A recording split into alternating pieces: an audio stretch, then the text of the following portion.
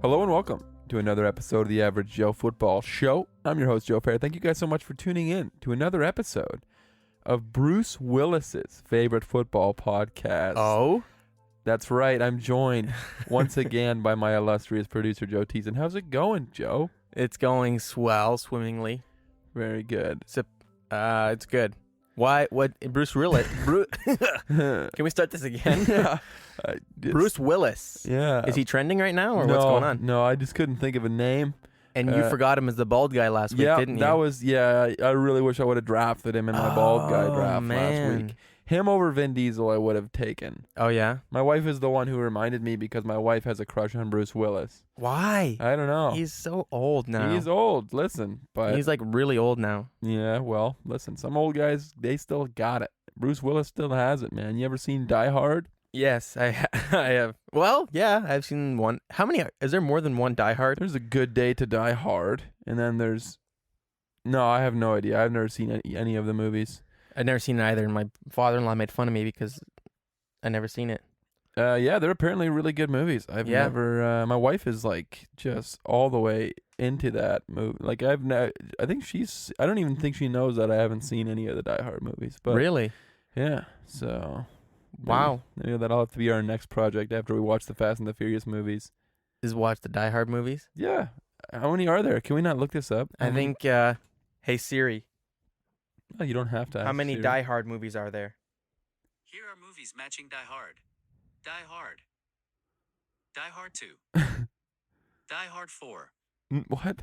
A Good Day to Die Hard. A Good Day to Die Hard. Die Hard with a Vengeance. No. Do you want to hear the remaining two movies? That's too many. There's no way. thanks. Bruce Willis is not in all those movies. There's no way. I love Definitely four. I like that he said Die Hard 2, and then Die Hard 4. It's a Good Day to Die Hard. That was released in 2013. They didn't... What? Oh, wow. But it's just funny. It's funny to imagine that they skipped Die Hard 3. They just went straight to 4.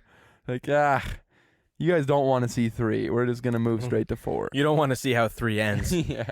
We're just going to start 4.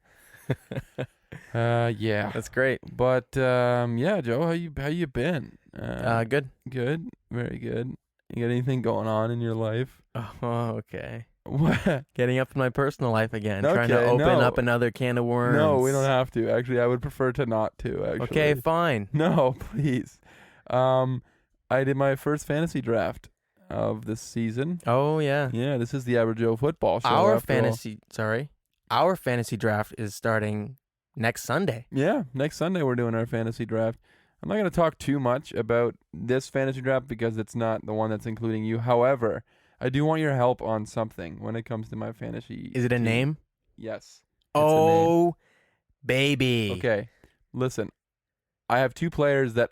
So I drafted a pretty decent team. I think they're a very good team. I have a lot of good receivers. The two main players that I want to potentially name my team after, CeeDee Lamb or Christian McCaffrey. I had the first pick in the draft, so I took Christian McCaffrey first overall. UCD rolling. Hey, I think my wife came up with that same name yesterday. They CD rolling. They CD rolling. Yeah. Okay, I have a few ideas. Okay. CeeDee Lamb, his name is CeeDee Lamb. Yeah. Silence of the Lamb. I don't know what you think about that. CD of the Lamb. Yeah. Well, CD of the Lamb. That's not bad. Between two CDs. Between two, isn't it ferns? CD on a hill. What is that even? What is that? Tale of two CDs. That's what. That's what. That's actually quite good. Yeah. The Tale of Two CDs. I quite like that. I quite enjoy that. The Tale of Two CDs. That's good. I had Lamb Theft Auto was one that I thought of. Nice. Yeah.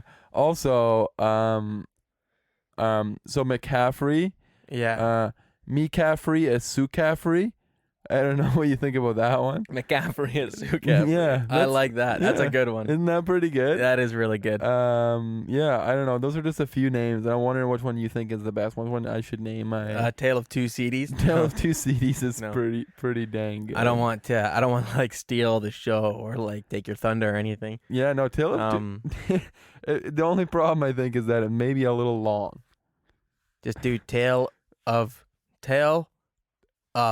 the number two Two CDs. CDs. My wife also had one yesterday that was really good, but it was quite long. And I think Dude, it was mine last year was Rage Against the Machine.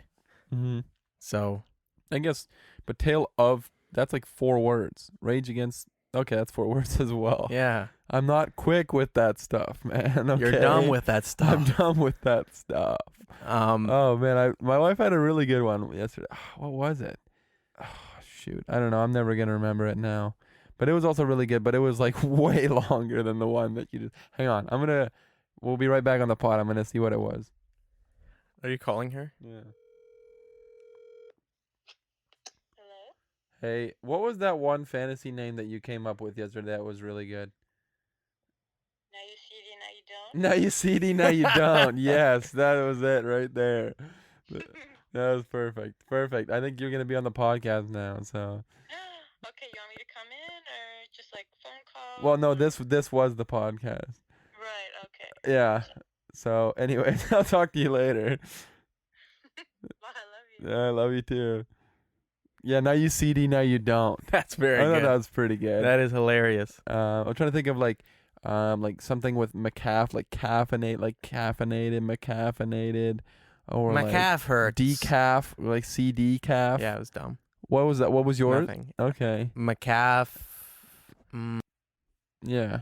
Okay. Nah, that one's not as good. CD. There's a lot more you can do with CD. Yeah, CD's like a good one. Now you CD, now you don't. We got the Tale of Two CDs. I just find that one very funny. I don't know why. Tale of Two CDs. And then you got the Lamb. You can do Silence of the Lamb or CD of the Lamb. It's funny because actually when I was in Africa, Okay. the Ghanaian, and I was in Ghana, Africa, the currency they have in Africa is actually called a CD. CD, yeah. CDs. Okay. And Anyways, and back the to my coins, like the fantasy cents, football team. there's like dollars and cents, and so it'd be like five CDs and 25 pesewas. What? Do you... Pesewas, Okay. pesewas. Okay. That's like the cents, and Yeah. then the dollars is CDs. Okay. Thank you. Maybe that could be your name. $5 and 25 pesewas. You 5 CDs and 25. You didn't say CDs. No, You said five, let me try. $5. 5 CDs and 25 pesewas. Pesewas or whatever. Oh man, that's crazy, bro. No one asked though. What? What? No, man. Yeah, that's but really I think good. you should take Tale of Two CDs. Tale of Two CDs is pretty good. That might actually be the name. No, don't do it just because I said it though. No, that's really good. I like that. My best one that I was gonna go with was like I really like the Lamb Theft Auto. I thought That was pretty I thought good. that was pretty good. Oh, I also had another one. Vice CD. Vice Lamb Theft Auto Vice CD. If Are it you was- kidding me? That's incredible. Lamb Theft Auto, Again, Vice a little CD. long. That's really good. Ugh. Oh man, that's nice, man. I can't wait to make a team, dude. Yeah, man. Another one I thought of, and I don't want to do this one because I might potentially trade this player at some point, but I have Adam Thielen. So I thought I got a Thielen or hooked on a Thielen. I thought think that you was- did that. I think you mentioned that last year. I think that was in my pod last Yeah. year. Yeah. I don't know. So it's not that funny. I think it's then, I'm or- like feeling myself. Yeah. No, I think it was like I got a Thielen. I got a feeling. Yeah. Or hooked Feeling that feels so right. a feeling. I got a feel. Anyways, yeah, I don't know. I guess I have some thinking to do. I really do like the Tale of Two CD, but also Lamb Theft Auto Vice CD is very. That actually might have to be my name. I know it's like insanely long, but Did they not let you do it that long? I don't know. We can find out. Lamb Theft Auto Vice CD. That is incredible, man. I'm going to see if I can type that into. Anyways, we are going to talk football at some point, real football at some point today. And we're going to talk some news, so much news that happened the last few weeks. And then I'm going to give you guys a quick rundown of my top 10 quarterbacks going to 2021. So there's that to look forward to. All right, Lamb Theft Auto Vice CD it works. And I think that's going to be I think that's gonna be the name. That's pretty good. Unless we can come up with something better at some point. But Lamb Theft Auto Vice CD is the name of my fantasy football team that I just drafted on yesterday. Well, Sunday. If you're listening to this not on, well, you can't listen to this on Monday because we're recording it right now. But Joe, unless you have anything else you want to talk about. I don't. Okay, fair enough. Then we're gonna jump right into the news.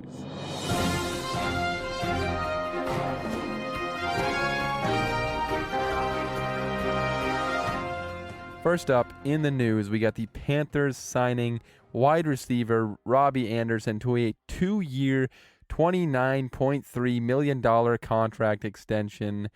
The 28-year-old receiver is coming off his first 1,000-yard season with the Carolina Panthers last year. His first year in the NFL under head coach Matt Rule. And he's got a familiar face there in Carolina throwing him the football with Sam Darnold now in Carolina. I like Robbie Anderson. Robbie Anderson is one of the premier deep threats, speed receivers in the NFL. I like his potential. I like him in Carolina. I like the weapons that they have there, even with Curtis Samuel leaving. Him, DJ Moore, obviously Christian McCaffrey. There's some weapons there for Sam Darnold and for this Carolina Panthers offense. And Robbie Anderson could be a huge part of that offense. I like him probably even more than DJ Moore. I think I would peg him potentially as the number one receiver on that team. But yeah, Robbie Anderson, even when he was with the Jets, I remember him having some huge games with Sam Darnold. So it'll be interesting to see how those two coincide once again in Carolina. But speaking of contract extensions, we had another contract extension this past week, and it was the Vikings signing former All-Pro / Pro Bowl safety Harrison Smith to a 4-year, $64 million contract. I was actually kind of surprised about this contract extension just because Harrison Smith is 32 years old. He's not young, but that being said, he's been one of the best safeties in the NFL the past few years.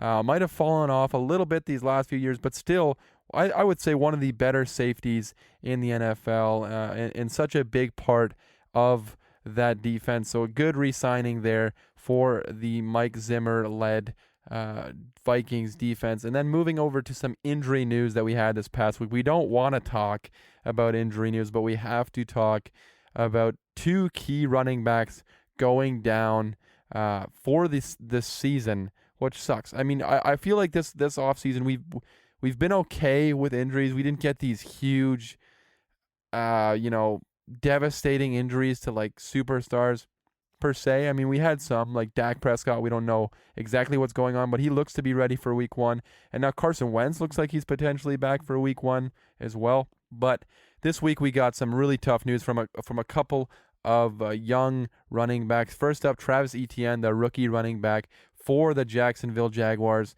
is going to be placed on IR and miss the entirety of his rookie season with Liz Frank surgery, which I had to look that up, but Liz Frank is a foot injury, so obviously the foot being a fairly important thing to a running back, that really sucks. As much as I bash this draft pick of Travis Etienne, just because I didn't like the position in which they drafted him and the fact that they already had James Robinson, I think Travis Etienne has the ability to be a really good player, and it would have been fun to see him alongside his college quarterback, Trevor Lawrence, there in Jacksonville. But we'll have to wait an extra year to see that, as he's going to be sitting out the whole rookie season. That's tough. It's tough to sit out your first full season in the NFL with injury. I really hope he can bounce back, because I think if he does bounce back, he can be one of the one of these explosive playmakers. I mean, all he did in college was hit huge home run plays for the Clemson Tigers. So wishing him a speedy recovery, and hopefully he's back even better in his second year in the NFL. And then another young running back, a second-year runner who is going to miss the entirety of the 2021 NFL season, is J.K. Dobbins, the running back for the Baltimore Ravens. Unfortunately, he tore his ACL in their final preseason game. The preseason game which got them to 20 straight wins in the preseason, which is an NFL record, which is incredible for the Baltimore Ravens to win 20 in a row, 20 pointless games, but it's still kind of a cool little tidbit. But I'm sure they would give up that win if it meant that they would get J.K. Dobbins for the season. This sucks. J.K. Dobbins was this was going to be his year that he jumped into that leading running back role. Last year we had obviously Mark Ingram there, although Mark Ingram didn't get a whole lot of play there near the end of the season, but he was still a factor there. And Gus Edwards was a factor as well. But I really think this would have been J.K. Dobbins' season to be that lead runner in an offense that is so dependent on a strong run game. To lose J.K. Dobbins is really tough. But if there's any team that I think can survive an injury like this, I think it is Baltimore. You still would love to see J.K. Dobbins out there. I think he's a very talented running back, and he's got a little bit more ability than I think a guy like Gus Edwards, who's going to be the number one back there in Baltimore. I think he's got a little bit more ability as far as hitting the bigger home run plays than a guy like Gus Edwards. But if any team can survive it is this team. They have a really good offensive line, and they're just year in and year out since Lamar Jackson has been there. They've been like the number one rushing offense in the NFL. So Gus Edwards, probably a decent pickup in fantasy football, and obviously they still have Lamar Jackson, who is probably I heard somebody on ESPN say that he's the best running back and the best quarterback on that team, and that's probably true. I mean, a lot of people like to joke that Lamar Jackson is just a running back, and maybe we'll talk about him later when I talk about my 10 best quarterbacks in the NFL, but obviously as long as you still have Lamar Jackson, you still have the ability to have a dynamic running game. But it's been really tough for young running backs and injuries this preseason. We obviously saw before the preseason even started, we saw Cam Akers go down with a season-ending injury. He tore his Achilles, and now to have J.K. Dobbins and Travis Etienne go down, it's been a tough preseason for young running backs, and we hope they can all make a speedy recovery and all be as explosive as they have been, or as we know that they can be in the future.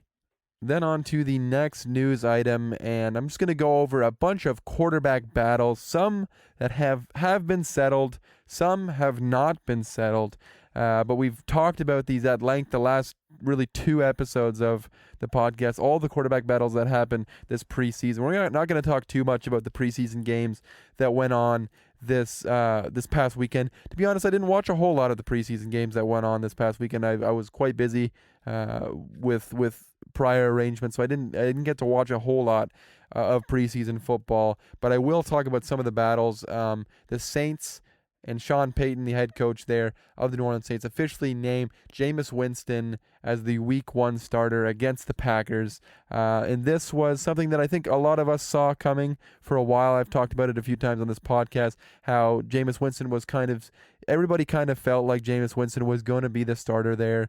And then while we were recording last week's episode, Joe and I were watching Monday Night Football, and he absolutely lit it up against the Jacksonville Jaguars. And I think that kind of cemented, I don't know so much for Sean Payton, but definitely in the eyes of the public, it cemented Jameis Winston as the starter there in New Orleans. And I'm intrigued to see if Sean Payton can really get the best of him, if he can cut down on those turnovers. And I don't think it's going to be easy for Jameis Winston.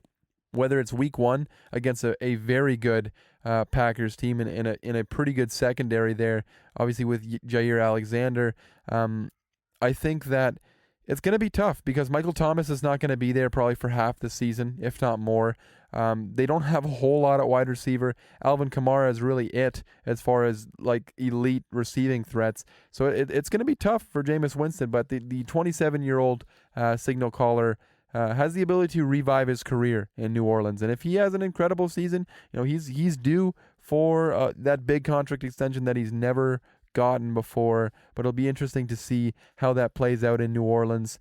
And the Broncos also named a starter this past week. They announced that Teddy Bridgewater will be starting Week 1 against the New York Giants. This was a bit of a surprise that they announced it this past week.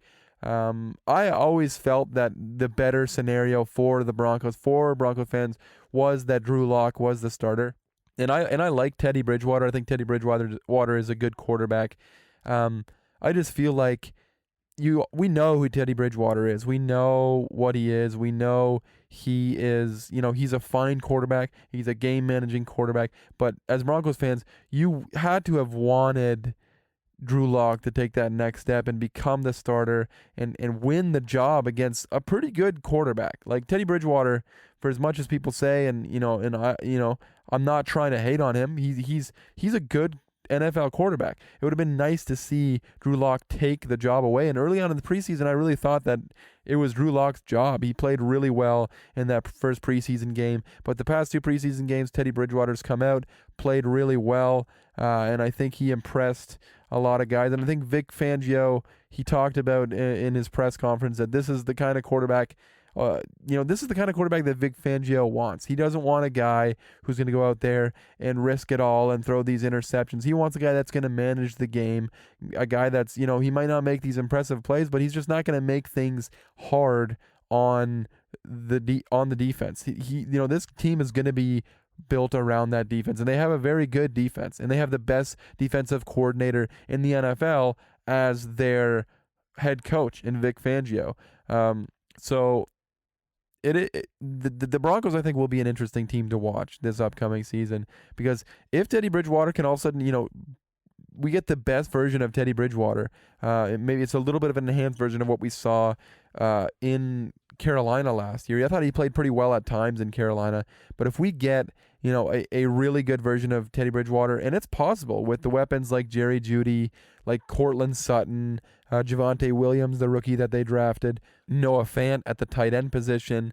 There's weapons on that offense for them to be really good. This Broncos team has one of the more talented rosters in the NFL. So if Teddy Bridgewater can just do enough, I wouldn't be shocked to see the Broncos competing for a playoff spot late into the season, maybe even potentially making the playoffs as a wild card playoff team.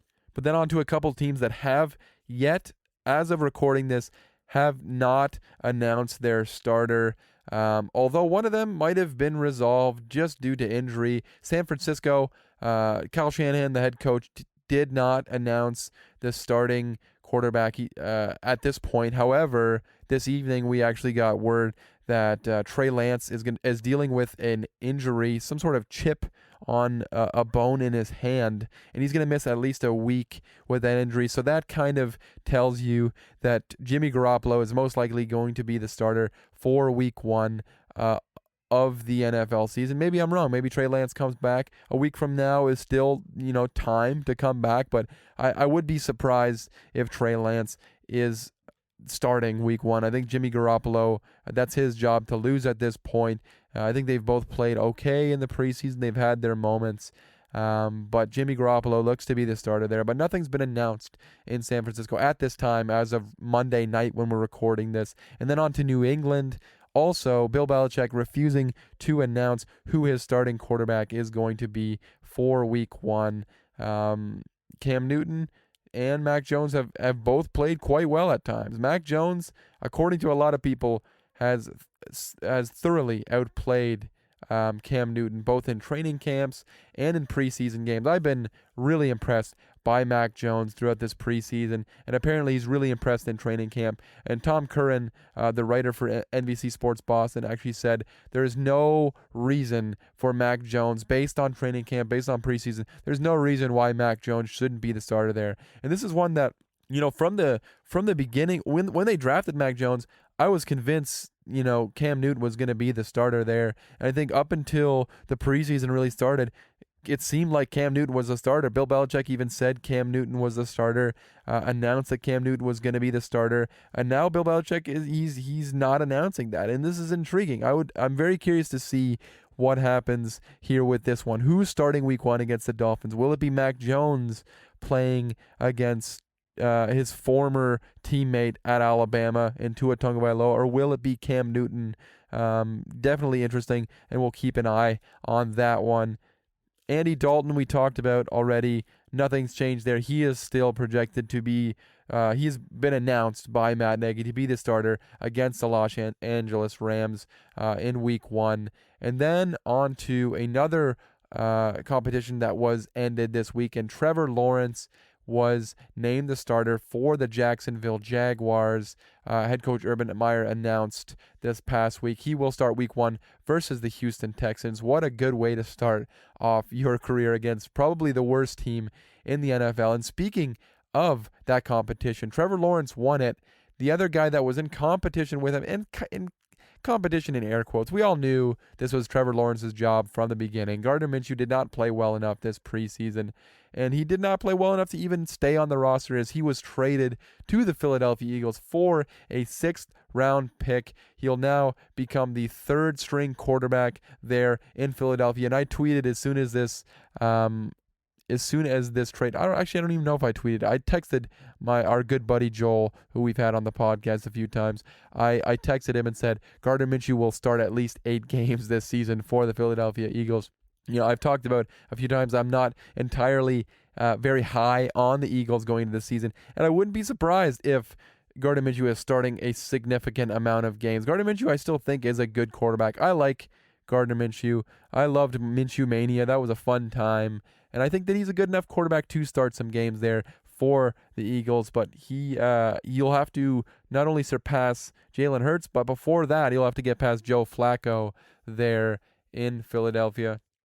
Then on to a few more trades that happened this past week, and we had Sony Michel, the former first-round running back who was selected 1 slot before Lamar Jackson by the New England Patriots, has been traded to the Los Angeles Rams for a couple of late-round picks. Sony Michel was most likely not going to make this roster, which is a little crazy to think. Just a few years ago, he was that first-round pick. But it really seemed like he was becoming the odd man out there in that running back room there in New England. They obviously have Damian Harris, who really came into his own last season. James White is still there. And then Ramondre Stevenson has had an incredible preseason. He's been one of the biggest stories of the preseason. And it really just seemed like Sony Michel was the odd man out. He hasn't really shown to be that first-round running back that they drafted in 2018, I think it was 2018, and I'm sure if you asked Bill Belichick, if you hooked him up to a lie detector test, he would probably tell you that he would much rather have had Lamar Jackson. But we talked about earlier, Cam Akers, the injury that happened to him before the preseason there for the Los Angeles Rams. And how that affected that running back room there in Los Angeles. And now they have another body out there as the guy that I always forget, Darius Williams, I think his name is, the running back that is currently slotted to be the starter there in Los Angeles. He's been dealing with some injuries. I think he's got a thumb injury. So I wouldn't be surprised to see Sony Michel get some significant reps there in the first few weeks of the season for Los Angeles. And then over to the New York Football Jets, and they lost Carl Lawson, the edge rusher, to a season-ending injury just a few weeks ago, and they've traded for another pass rusher with the last name Lawson. In Shaq Lawson, they trade for Lawson from the Houston Texans for a 2022 6th-round pick. Lawson was just traded this offseason from the Miami Dolphins to the Houston Texans for linebacker Bernardrick McKinney, who was actually just cut this evening. So not only is Shaq Lawson not on the team that he got traded to this offseason, but Bernardrick McKinney is no longer even on the Dolphins, the team that traded for him. So that trade is essentially null and void at this point. But the Texans get a 6th-round pick, and the Jets get a pass rusher, and who they desperately needed. Shaq Lawson is not an elite pass rusher. He's not, going to get you 10 sacks. He might get you 10 sacks on at his absolute peak, but most likely he's going to be more of a 6-7 sack guy at most. A pretty good run defender. A good, not great player, but they needed more bodies there at the edge rusher position. And they got a pretty good player in Shaq Lawson. And real quick, the final item of the news, and we're back on Deshaun Watson. More chaos came out this week about the Deshaun Watson situation. And this happened on Saturday morning. Charles Robinson of Yahoo Sports, the senior writer there at Yahoo Sports, reported early on Saturday that the Miami Dolphins have become the front runners to land quarterback Deshaun Watson. He also said teams like the Eagles, the Panthers, and the Broncos were teams that were interested, but some of those teams had dropped out.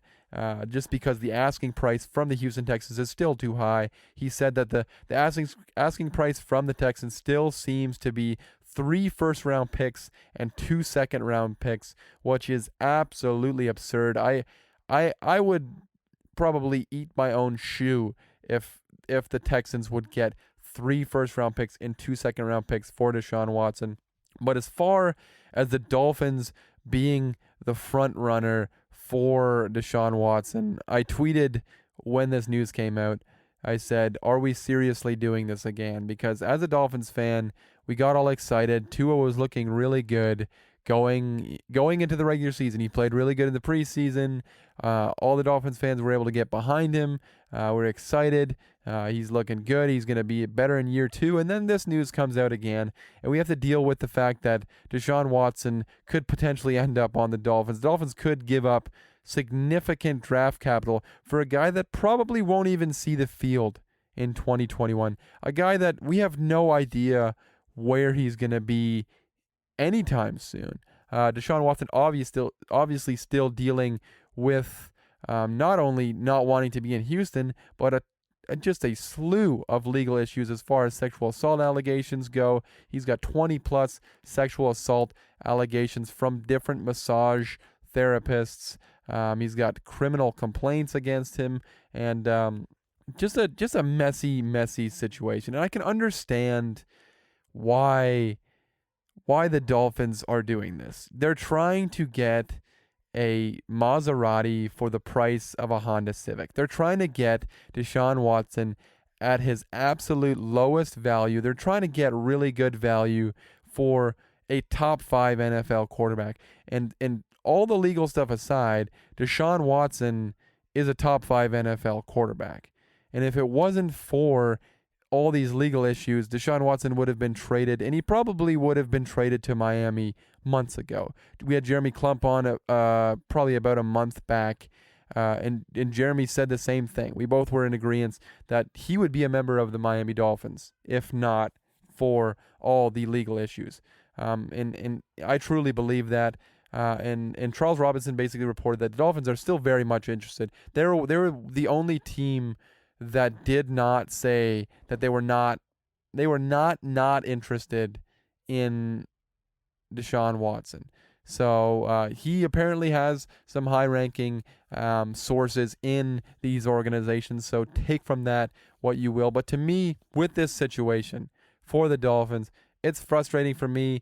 I was texting with Joel, who I just talked about, and saying I honestly just wish that Deshaun Watson would retire at this point, because having this looming over everything is exhausting at times, because you think you have an idea of how things are going with certain teams, and you think you have a feel of the way that things are going to go, and then all of a sudden more Deshaun Watson news comes out, and it's just this shadow casting over everything on this 2021 NFL season. But for the Dolphins, I think there's 2 scenarios. In honestly, I've gotten to the point where I truly believe this is going to happen at some point.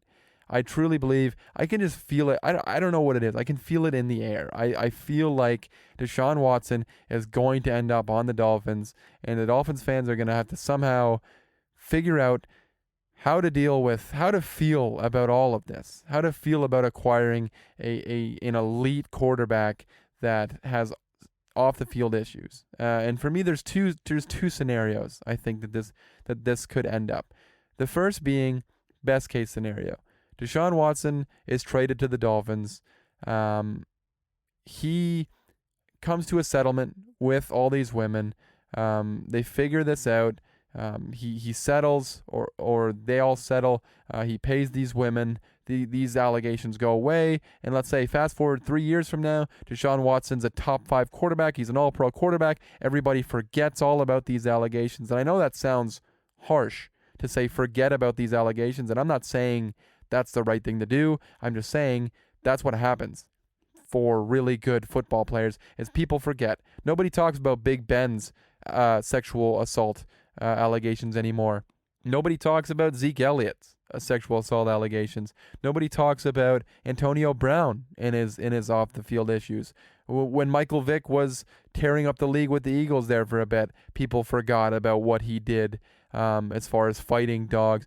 People, if you're a good enough football player, people forget.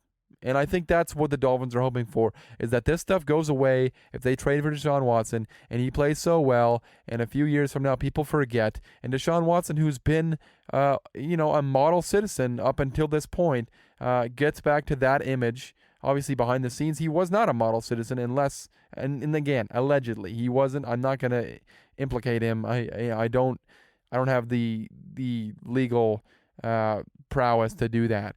But Dolphins are hoping that is what happens. However, worst case scenario for the Dolphins is they trade 3 first-round picks for Deshaun Watson, and Deshaun Watson ends up in prison because he's got some criminal complaints. It's not just civil lawsuits anymore. He's got criminal complaints. So you trade 3 first-round picks for a quarterback that ends up in prison, and now that is the worst move in the history of sports. If the Dolphins trade significant assets, and a lot of it is that's being talked about right now, is that teams that want to trade for Deshaun Watson, they want protections on these draft picks. That if Deshaun Watson doesn't play, that they don't have to give up these draft picks.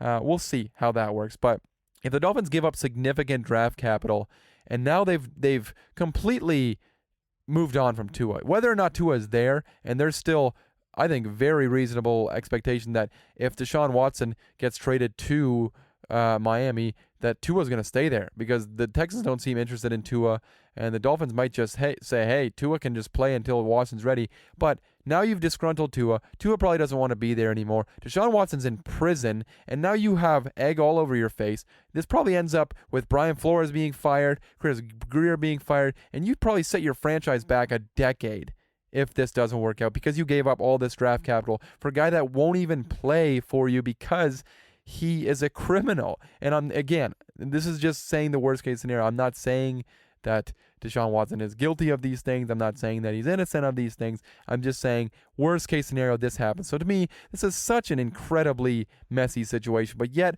I just feel like it's going to happen. At some point, Deshaun Watson, I've been refreshing my phone over and over and over and over again to see if it's going to happen, because I just feel like it's going to happen. Deshaun Watson, I think, is going to end up on the Dolphins, and I'm going to have to try to figure out how to deal with having a franchise quarterback, finally, one that we've been looking for forever, except now we have all these caveats, all these asterisks, and it's frustrating and it's exhausting, and I wish this Deshaun Watson news would just come to a close, but I think we got a long way to go, folks, with the Deshaun Watson news.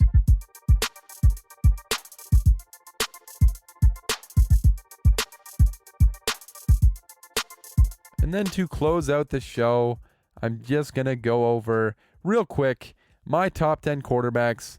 I'm not going to spend too much time, just because honestly I didn't have a whole lot of time to prep for these top 10 quarterbacks, but I promised you guys last week that I would do my top 10 quarterbacks in the NFL. Things are insanely busy in life right now, and hoping that things will slow down a little bit as the NFL season picks up. But my top 10 quarterbacks, the reason I did top 10 this year, I did top 5 last year. I think top 10 is just harder. It's harder it's harder to pick 10 guys than it is to pick. I think a top 5, a lot of people would have very similar top 5s. Although I do feel like my top 5 might be a little different than some people's top 5s. But top 10 quarterbacks in the NFL. Why don't we just start off with number 10? And I think this is where, things might already get a little bit controversial. My 10th best quarterback, and by the way, I'm projecting in 2021. This to me is the best quarterbacks in 2021. So we are partially counting what they did last year, but we're taking that and we're translating it into this year, how they're going to play this year with what they have this year. So it's about 2021 and 2022 and obviously those two seasons combined. My number 10 quarterback of 2021 is Ryan Tannehill. That's right, Ryan Tannehill, the former Miami Dolphins quarterback, currently the quarterback of the Tennessee Titans. And you might think, Ryan Tannehill as a top 10 quarterback, are you insane? And yeah, I might be. But to me, Ryan Tannehill has been incredibly underrated the last few years, and I think a lot of people saw what he did or the lack of what he did a couple years ago in the playoffs and said, oh, Ryan Tannehill is just a game manager. Ryan Tannehill is just a guy that's carried by Derrick Henry. And although at times maybe that's true, the last 2 years, Ryan Tannehill has been one of the best quarterbacks in the NFL. And that's not even over-exaggerating. So last year, Ryan Tannehill threw for 3,800 yards, 33 touchdowns. He also had 7 rushing touchdowns, so 40 total touchdowns. And he also had how many interceptions? As I look that up right now, 7 interceptions. So just an incredibly efficient quarterback. He's one of the best deep passers in the NFL, which is something that I think he's incredibly underrated rather, in is his deep passing ability. And now you add to that Julio Jones, and then you have A.J. Brown, who was already there last year. Just that really good receiving core. Then Derrick Henry. Obviously, Derrick Henry is a huge help. And when you have Derrick Henry and you can throw in those play-action plays, that makes things so much easier on Ryan Tannehill. And I think Ryan Tannehill is going to have himself a really good year. Obviously, he's my number 10 quarterback of 2021. And then moving on to my number 9 quarterback. And this is a guy we talked about a little bit earlier, and it's Lamar Jackson, the quarterback, not running back, for the Baltimore Ravens. And I know a lot of haters, a lot of people are going to say, he's not a quarterback, he's not a quarterback, he's a running back, he's a running back. And to me, I get that. I get the running thing. He's ran for 1,000 yards in 2 straight seasons. And if he had started his whole rookie season, he would have ran for 1,000 yards that season. And to me, he's just a different kind of quarterback. He's not a quarterback just because he runs the ball. He was the 2019 MVP, obviously. Last year, he only played 15 games. He didn't play the entire season. He had he did take a step back, and I think last year he was a top 5 quarterback for me. I ranked him as a top 5 quarterback. This year he's at number 9, so he did take a step back. But Lamar Jackson, his running ability, his explosiveness, there's no other quarterback that has that. He has that ability to take the football at 80 yards to the house on any play. Well, any play that is at the 20-yard line anyways. But that ability, and he's a good enough passer. I think he still can improve, and I think he's shown improvements at times. And if he can improve, I do worry a little bit about the lack of weapons. Rashad Bateman, the rookie who they drafted, struggling with injury. Sammy Watkins, you're hoping can have a bounce back year. Marquise Brown hasn't really, showed up big yet consistently for this team. But Lamar Jackson, he had 26 touchdowns last year, only 9 interceptions, but he also had 1,000 yards on the ground. And how many touchdowns on the ground? He had 7 touchdowns. So he's like I said, a different kind of quarterback. Him and Ryan Tannehill, very different. Although Ryan Tannehill is athletic, nobody at the quarterback position is as athletic as Lamar Jackson. And then on to number 8. And that's Justin Herbert, the second-year quarterback, makes the top 10. That's impressive for a second-year quarterback to be a top 10 NFL quarterback. Some might have him ranked higher. I know a lot of people are really, really high on Justin Herbert. And obviously a phenomenal season last year. Broke basically every rookie passing record in the book.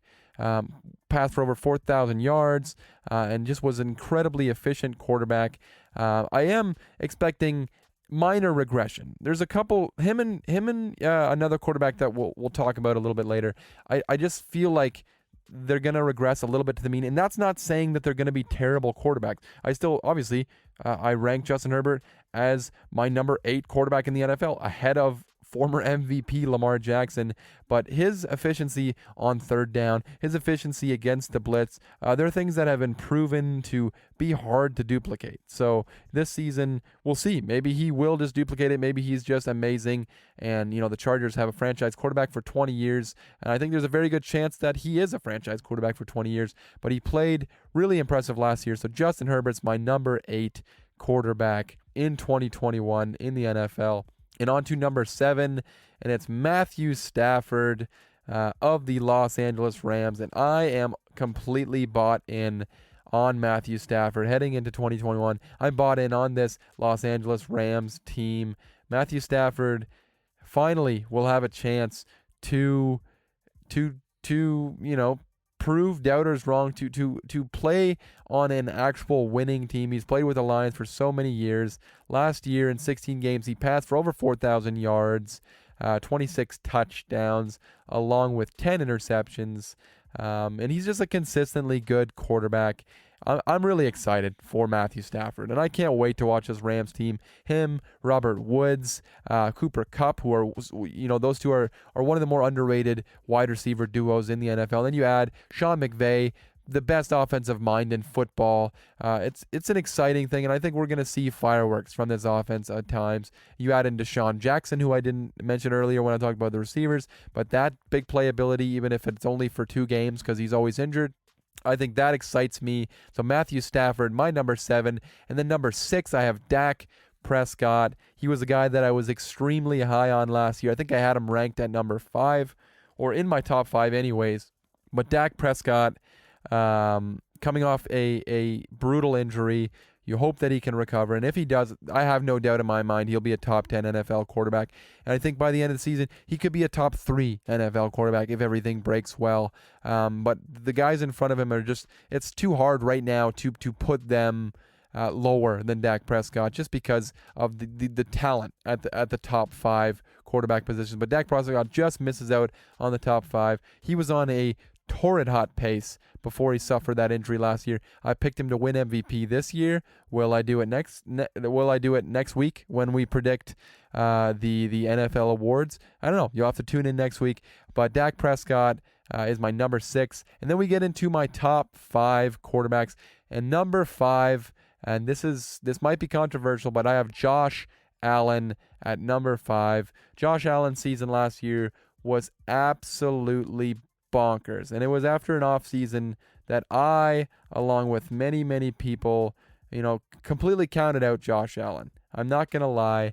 I was a certified Josh Allen hater last year, and what did he do? He passed for 4,500 yards. He threw for 37 touchdowns to 10 interceptions, and then on the ground, he also rushed for 8 touchdowns. I mean, what an incredible season from Josh Allen last year.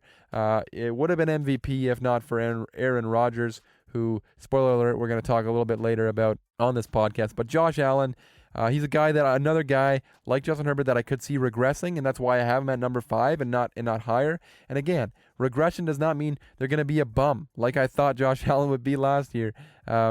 Regression just means, you just can't possibly play as good as Josh Allen did last year for an extended period of time, right? I mean, maybe he can.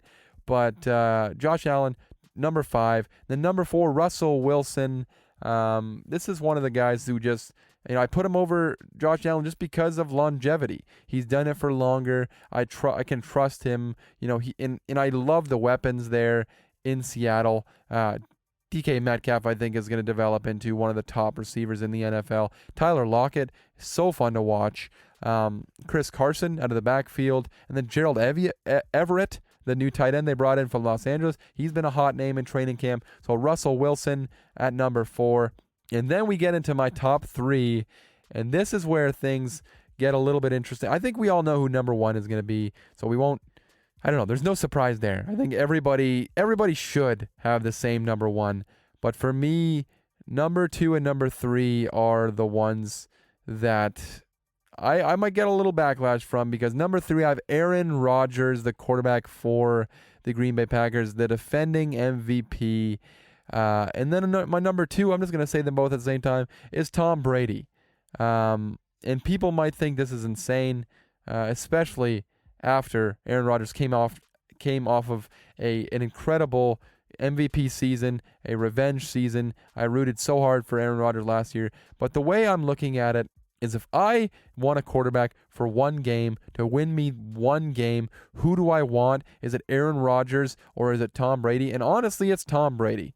And you look at what Tom Brady, I don't feel like people understand how good Tom Brady was last year. Just because they started out slow, and Tom Brady didn't really pick up the offense. He's admitted to that now this offseason. He apparently had a sprained MCL all of last season as well.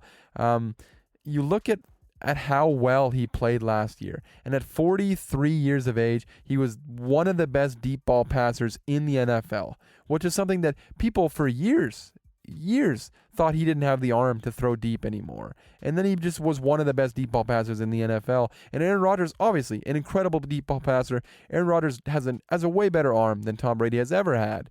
But Tom Brady, by winning the Super Bowl again, has proven to me that he's not done. He's one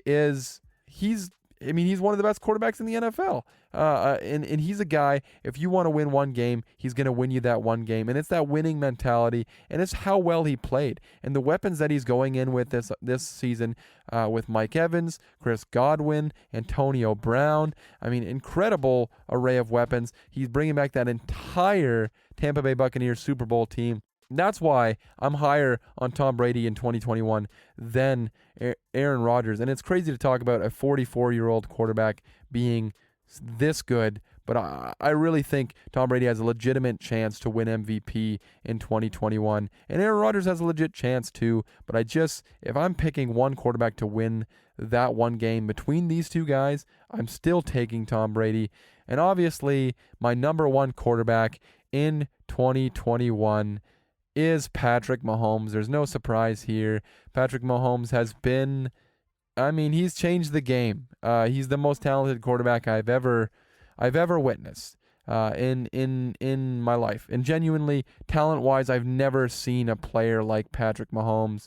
I'm excited to watch his career. And I was listening to a podcast recently, and they talked about how there's going to be, because quarterbacks play for 20 years, we get to see different versions of quarterbacks, because there'll be a time 10 years, not even that far down the line, 5 years from now, Tyreek Hill, Travis Kelce, those guys aren't there in Kansas City anymore. And we have to see, Patrick Mahomes develop into potentially a whole new quarterback. And I'm so excited to be able to have a quarterback like Patrick Mahomes, this generational talent that we just get to watch develop. Develop might not even be the right word, because he's obviously so developed. He's the best quarterback in football, but just adapt and overcome some things and just change the way he plays the quarterback position. And he does it so well now, but as he gets older and his athleticism isn't there, just to see how he changes, how he gets smarter. He's talked about how he doesn't even fully know how to read defenses yet. And just, people who, there's a lot of people on the internet that like to say, Patrick Mahomes is just a product of Travis Kelce, Tyreek Hill, and people just are so quick to hate on the really good players. And I would say just enjoy it, because if you hate Patrick Mahomes, you're just gonna have a miserable next 20 years of watching football. Believe me, I spent the majority of my young life hating Tom Brady, hating the Patriots, and it's just a miserable experience because they're just going to win. Patrick Mahomes is just going to win. He's the best quarterback in the NFL. Just get on board, root for him. And I understand if you're a team in his division, you're a Broncos fan, you're a Raiders fan, a Chargers fan. It's not that easy. You can't just root for him. But it's so darn hard not to love Patrick Mahomes. He's amazing, and that's why he's my number one quarterback in the NFL. And a few guys that just missed the cut of my top 10 quarterbacks, real quick before we end the show. Baker Mayfield, I was tempted to potentially I'm high on Baker Mayfield. I think he's going to have a really good season. I think the Browns are going to be really good. Kyler Murray, who I thought potentially could have, he was one of my dark horse MVP candidates last year, and I think a lot of people felt that way. I just haven't seen it enough from Cliff Kingsbury and from that offense. And then guys like Derek Carr, Matt Ryan, those are guys that they're not quite there as top 10 NFL quarterbacks. Derek Carr, I think, is better than people give him credit for. Joe Burrow, I kind of consider, but you got to see a little bit more. And you know, the news coming out of training camp hasn't been great. And we just don't know if he's healthy. And, you know, these are guys that too many question marks for these guys to be on the top 10. But it's interesting to see when you do a top 10 just how, you know, some of these guys might be better than you think. Like Ryan Tannehill, you don't think of as a top 10 quarterback, but I legitimately, I would take Ryan Tannehill in 2021. Now, let's keep that in mind. In 2021, I would take Ryan Tannehill over Matt Ryan. I would take him over Baker Mayfield. I would take him over Joe Burrow. I would take him over Derek Carr. And I would take him over probably Kyler Murray. And again, this is in 2021. If we're speaking of the future, obviously I want Kyler Murray. Obviously I want Joe Burrow or Baker Mayfield. You know, but in 2021, I think Ryan Tannehill is a better quarterback than those guys. But that's going to wrap up this week's show. I hope you guys enjoyed the show. The NFL season is so close. The preseason is over. Next week, we're going to be talking about the 2021 NFL season. We're going to be previewing the entire 2021 NFL season. Just going over awards, potentially going over, you know, who we think is going to win the divisions, probably a Super Bowl prediction, and we just might have a special guest next week to help me out with all of this. Looking forward to that. But if you guys enjoy the show, make sure you guys rate us 5 stars on Apple Podcasts. Leave us a good review or a bad review as long as it's a 5-star rating. Like we said, you can put something nasty in there. We don't care. Well, we care a little bit. You know, try to say something nice. But as long as you give us that 5-star review, subscribe. If you subscribe to the podcast, it literally automatically downloads every Wednesday when we release a new episode. Make sure you guys tune in every Wednesday for new episodes. Follow us on Instagram and Twitter at _AverageJoeShow. And yeah, thanks so much for the support. Make sure you guys share this with your friends. The NFL season is so close to starting, and we're really excited about that. But that wraps up this week's show, and we will, as always, catch you guys on the next one.